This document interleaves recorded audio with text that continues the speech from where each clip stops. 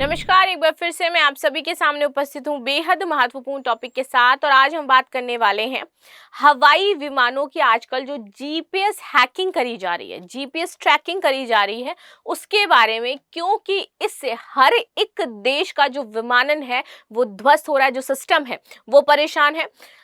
कई बार तो ऐसा होता है कि जब जीपीएस जो हैकिंग कर ली जाती है तो जहां पर विमान लैंड होने वाला होता है, जो फाइनल डेस्टिनेशन होती है, उससे पहले ही किसी ना किसी जगह पर लैंड करना होता है।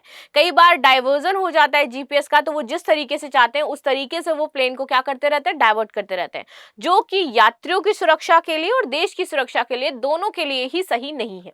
तो इसी के बारे में बात करेंगे, आखिर ये काम कैसे करता है, क्यों ये बहुत ज्यादा बढ़ता जा रहा है, उसको लेकर के अन्य देशों में क्या समस्याएं बनी हुई हैं और भारत में इसके लिए क्या चीजें जो हैं वो करेंगे।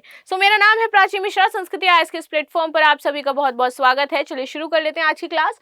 हवाई सफर पर हैकिंग का साया, हाईजैक, क्रैश और विमानन की दिशा भी बदल सकते हैं हमलावर। चर्चा में क्यों? तो हाल ही में कमर्शियल एयरलाइंस को प्रभावित करने वाली जीपीएस हैकिंग, जैमिंग, स्पूमिंग की घटनाओं में भारी इजाफा देखने को मिला है। साल 2024 की बात करें तो आखिर के 3 महीनों में इस तरीके के 800 से ज्यादा केसेस देखने को मिले। इन लास्ट 3 मंथ्स हमने देखा कि 800 ऐसी फ्लाइट्स थी, 800 ऐसे विमान थे जिसका जीपीएस हैकिंग किया गया, जीपीएस जैमिंग किया गया, और इसकी वजह से प्लेन क्रैशेस भी देखने को मिले। इसकी वजह से हमें ये भी देखने को मिला कि पहले हमें लैंडिंग कराने को मिली है, पहले ही हमने, जो हमारा फाइनल डेस्टिनेशन था उससे पहले हमने लैंडिंग करा ली, और प्लेन डाइवर्ट भी हुआ है, बहुत ज्यादा प्लेन का डाइवर्जन हो गया है। ठीक है, चलिए आते हैं जीपीएस हैकिंग और स्पूपिंग क्या होती है। देखिए, जीपीएस हैकिंग यानी कि किसी बाहरी स्रोत द्वारा जीपीएस सिग्नल को बाधित किया जाना। फिर सिग्नल्स होते हैं, इनको जैम कर दो आप, जैमिंग किया जाएगा, ठीक है, या फिर उसको स्पूपिंग भी हम बोल सकते हैं। आगे आते हैं जीपीएस जैमिंग। ये एक साइबर हमला होता है, इसमें किसी डिवाइस के जीपीएस सिग्नल को बाधित कर दिया जाता है और साइबर अपराधी जैमर डिवाइस को हाई पावर रेडियो वेव्स भेजते हैं, जो असली जीपीएस सिग्नल को ओवरराइड कर देती है, और रिसीवर जैसे कि विमान, कार, मोबाइल को सटीक लोकेशन का डेटा मिलना बंद हो जाता है। क्यों? क्योंकि वो क्या हो जाता है, ओवरराइड हो जाता है। ठीक है, जीपीएस स्पूमिंग की बात करें, ये भी एक साइबर हमला है। इसमें साइबर अपराधी नकली जीपीएस सिग्नल भेजते हैं।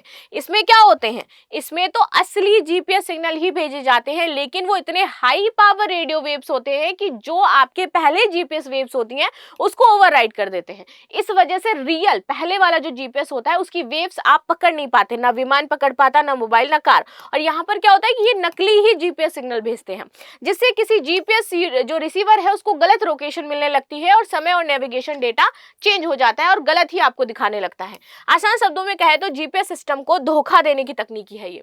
जीपीएस हैकिंग विमानों के लिए कितना बड़ा खतरा है, इसकी बात करें तो जीपीएस सिस्टम गलत दिशा और डेटा अगर आपको भेजेगा, यानी कि अगर मान लो पाकिस्तान से किसी विमान में यहाँ पर जीपीएस जैमिंग करी गई, ठीक है, और वो उन्होंने चेंज कर दिया ट्रैक पूरा, और वो विमान को कहाँ लेकर के आएंगे, फिर पाकिस्तान लेके जा सकते हैं आसानी से, क्योंकि गलत डायरेक्शन, गलत चीजें वो सारी पता चल रही हैं। ठीक है, तो इससे क्या होगा, आप गलत दिशा उसे उन्हें दिखेगी और गलत डेटा दिखेगा। इससे विमान को वैकल्पिक रूट में फिर लेना पड़ता है, जो कि सुरक्षा के लिए फिर बड़ा खतरा हो जाता है, क्योंकि हमें नहीं पता ना कि उस पर्टिकुलर जीपीएस पे कोई विमान आ रहा है, नहीं आ रहा है, कहाँ चला है। जैसे अभी यहाँ पर रेलवे ट्रैक्स हैं, आपने कभी सोचा होगा ना कि यार वहां पर विमान कैसे चलते हैं, तो वहां पर आपके जीपीएस ट्रैक्स होते हैं। जैसे यहाँ पर रेलवे की पटरियां होती है ना, कि एक पटरी पर अगर 2 रेलें आ गई तो क्या हो जाएंगी, भिड़ जाएंगी। वैसे यहाँ पर ये जीपीएस और नेविगेशन से आपका पूरा फ्लाइट का सिस्टम चलता है। जीपीएस उनको सही दिशा और सही डेटा दिखाते हैं और वो उसी पर काम करते हैं। अगर उनका दिशा और डेटा गलत हो जाएगा और मान लीजिए उसी दिशा से कोई और प्लेन आ रहा होगा, तो दोनों क्या कर जाएंगे, फिर क्रैश कर जाएंगे, तो ये प्रॉब्लम हो जाएगी। यानी कि ये सिचुएशन कैसे हुई कि एक ही पटरी पर 2 आपकी गाड़ी आ गई, वैसे ही वहां पर एक ही जीपीएस पर 2 आपके प्लेन जाकर के टकरा जाएंगे एक ही दिशा में। ठीक है, जीपीएस जैमिंग के चलते पायलट को सटीक दिशा नहीं मिलती, जिससे विमान क्या है, गलत रास्ते पर फिर चलने लगता है। पायलट को गलत लोकेशन और समय डेटा मिलने से दूसरे विमानों में टकराने का खतरा बढ़ जाता है, और इसी की मैंने आपको बात कही कि ऐसे ही वो टकरा सकता है। खराब मौसम में दृश्यता कम होने पर जीपीएस की बहुत ज्यादा जरूरत हमें पड़ती है जब मौसम खराब होता है, लेकिन जैमिंग की स्थिति में लैंडिंग या टेक ऑफ का खतरा भी बढ़ जाता है। विमान और एयर ट्रैफिक कंट्रोल के बीच समन्वय में परेशानी हो सकती है। कई बार फ्लाइट को गलत हवाई क्षेत्र में भेज दिया जाता है, जिससे वे किसी प्रतिबंधित एयर स्पेस पर जा सकता है। जीपीएस हैकिंग से आतंकवादियों द्वारा विमान को हाईजैक भी किया जा सकता है, और इसी की मैं बात कर रही हूँ कि विमान आपका हाईजैक हो जाएगा। जीपीएस कैसे काम करता है, चलिए इसे समझ लेते हैं। देखिए, जीपीएस सिस्टम सैटेलाइट से जुड़े होते हैं जो हमारी अंतरिक्ष में है। अंतरिक्ष में अभी हम बहुत सारे सैटेलाइट्स भेजते हैं ना, जो हमारे मोबाइल नेटवर्क, जो कि हमारे जीपीएस नेविगेशंस, गूगल जो आपको देखने को मिलते हैं, काम करता है, ऐसे ही करता है ना। तो ये आपके सैटेलाइट से जुड़े होते हैं, जो सटीक location, speed, timing and data हमें देते हैं।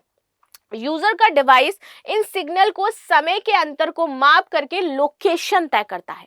अगर टाइम को डिफरेंशिएट किया जाए, देन लोकेशन आपकी क्या हो जाएगी, डिफरेंट हो जाएगी, चेंज हो जाएगी, लोकेशन गलत बताने लगेगा आपको।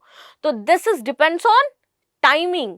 टाइम सही होना चाहिए। अगर टाइम को हम सही से डिफरेंशिएट नहीं कर पाए, नहीं माप पाए, तो यहाँ पर दिक्कतें आपको देखने को मिलेगी।